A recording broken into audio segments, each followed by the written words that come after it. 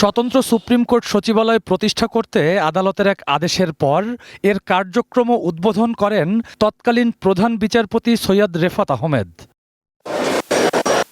পরে ৭ই এপ্রিল ১৮৫ পৃষ্ঠার হাইকোর্টের পূর্ণাঙ্গ রায় প্রকাশ করা হয়।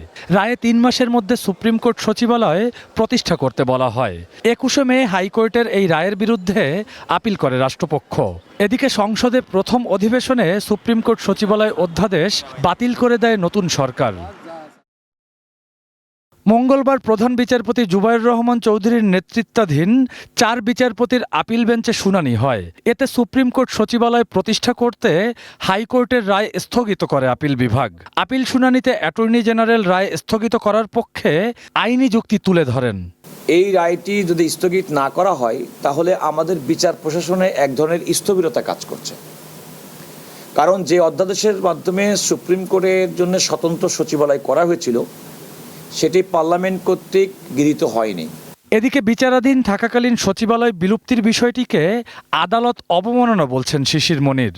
Because that will create a negative example, যে আদালতের রায় না মানলেও মনে হয় চলে। তারপরেও আমি বলছি, আজকে যেহেতু মাননীয় আপিল বিভাগ স্টে করেছেন, সুতরাং এই স্টে করার আগ পর্যন্ত তাদের ক্ষেত্রে সচিবালয় বিলুপ্তির কোনো উদ্যোগ নেওয়ার কাজটি তারা ঠিক করেন নাই। সুপ্রিম কোর্ট সচিবালয় বিলুপ্ত করে সচিবসহ অন্যান্য আইন কর্মকর্তাদের এরই মধ্যে সরিয়ে নিয়েছে সরকার।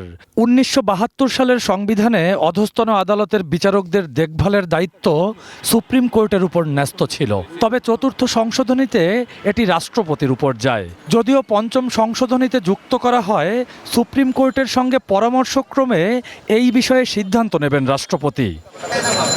Rakibul Rahat, one news, Dhaka.